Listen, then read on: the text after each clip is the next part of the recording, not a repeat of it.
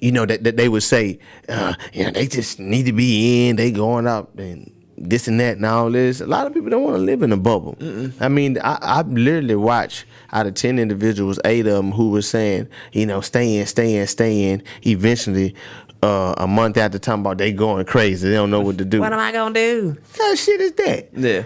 You was just saying, that's heavily hypocritical. You got to get some understanding of what being human really is. Excuse me. It's not being shut up in the house. Now if it's something real grave, that's a different story. But nah. But you know what also kills me with people? They want you to accept that they're not the same person that they were back in the day. Oh, I'm not the same person, this and this and this. But they still look at you in the same light as that particular. They trap you in that same world, but they want you to look at them differently. How does that work? You know what that is, man. A lot of people, they don't want to acknowledge individuals' growth. You know what I'm saying? I'm gonna be honest, not from no pity. I get that shit a lot. But the thing is, I'm on your ass. You have to respect my growth and where I am currently. And that's what a lot of individuals don't want to do. They want to treat adulthood like this this escalated fucking high school, so to speak. And a lot of it stems from Facebook and Instagram because a lot of the networks come from it's really Facebook. It's Facebook. Let's just be real. It's Facebook. Yeah. It's Facebook. Instagram too. I think Instagram is different because it's more so about your personality, pictures. But it still be people. They get into it because of that. But I mean, it's more or less. You get more ties. You do get more ties with your network from home, with Facebook or whatever. But people just want to look at all their accomplishments. And then their ego doesn't want to say, you know what, this person has really grown. They accomplished a lot, and don't let it be what they deem to be more. Right. And that's what happens with a lot of people. It may be somewhere they want to be that they've been trying to get to arduously, but you haven't been able to. So whatever inhibitor that is, instead of finding it out and getting a solution, they rather just go and be envious about another person, and that shit just don't sit well with me. Then you don't like any of my pictures. You don't like anything, which is fine. You don't have to, but don't slide in my DM and ask me to buy something from me. I don't get them little funky ass invites. Don't invite me to something. I'm gonna decline that shit. Right.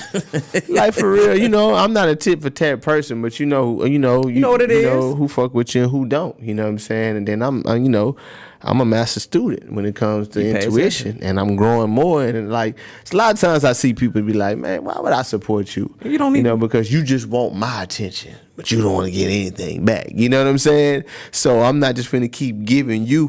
But a lot of people slide it into, you being a hater. No, not being a hater. We're here for unity. White people, they like, check out Bob.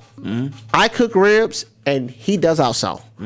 Get his, you know what I'm saying? So it's just like we're not in competition. We're going to thrive and we're going to get each section, you know what I'm saying, that we're supposed to have. But man, they going to keep you where you at. They can. All the time. And you see it, you have to kind of say, oh, you don't realize until you kind of start stepping back. You start saying like, oh, you stopped my opportunities because I would never badmouth you. We might get into an argument, but I would never be like, man, Jonathan, he got an attitude problem. But not when it's business. It's like, nah, Jonathan do this and this and this and this and this and this, and he does this and this. Now, when you meet him, let you decide, but I'm not going to tarnish your name so you don't get an opportunity. Happens a lot. And I hear a lot of people saying this too. I deserve to be, have this type of person treat me this way, and I deserve to have this and this. And I always ask myself, and I ask them, when you say deserve, do you treat people with respect? Do you work hard? You want nice things. Do you work hard for those nice things? You don't. But you say you deserve. No, you deserve what you put out there. Man, you sure know. I mean, nobody. That's the thing about a lot of life. For some individuals, it brings about this sense of entitlement. Life don't give a fuck about you. It was here before you got here. It's gonna be here after. You better try to make your way off into it. It'll swallow you whole. Like you said something really dope today. You said, I'm just going paraphrasing. It was talking about you can't stop treating people who have your best interests like trash or using them, abusing them. I'm not necessarily sure what you said, but I was like, yeah, it happens all the time. Yeah. There's a lot of people because that that it's this big opportunity, big opportunists. Let me say it that way. Thing with a lot of individuals where they're not really appreciative of what somebody's doing. When somebody's serving from the heart, and actually making sacrifice, whether it's time, money, emotion, anything of that nature for you. You should, you got to pay homage. You can't use these people, because they're doing this out of love, but that everybody wants. What they're not able to, what I'm saying, what they're not going to give. It's not no balance or no observance of the law of reciprocity. That's what's wrong. Because we always talk about, I tell a lot of younger females, if it's a dude that is actually willing to work with you and he's willing to make it, even if he's broken, he's making it happen for you, that's the man you need to be with. Don't let these other dudes throw money at you and then they get with you and then I got her now, I'm good. Yeah. That's the dude you get with. The one that's like, well, shit, I ain't got much, but shit, how can I save up to get this girl going to Papa Do's? I can't go to Ruth Chris. I go to Papa Do's. Yeah, I do this and that. You just. But that's it takes a special woman to really. To really just recognize and be honest with herself about accepting that, because a lot of people they want to walk into a built house, what I'm saying, nobody wants to build, metaphorically speaking, they want to walk into this built house, if you land cement and first of all, if you excavating the land, leveling it off, and then you land cement, people just gonna pass by. When the frames start to go up, they see the foyer. Right. Now they want to slow down. You know what I'm saying? Yeah. House go up and it's pretty nice in here. Yeah, everybody wants that. But this was a real one. We haven't had a solo episode in a while.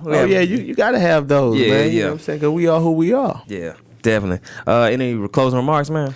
Man, again, I'm just gonna keep running it because I feel like it's so heavy right now, man. Just make sure you're loving others, and the most important thing is that you're loving yourselves, and just as he said, just if you don't have to buy it, don't just acquire the needs, that you have. Right. Just require the needs that you have. Other than that, that's it, man. And I say this, sometimes in life, you have to switch up the password on people who took having access to you for granted. I like that. You have to. Matter of fact, right now. I say it one more time. Sometimes you have to switch up the password on people who took your access for you for granted. Right.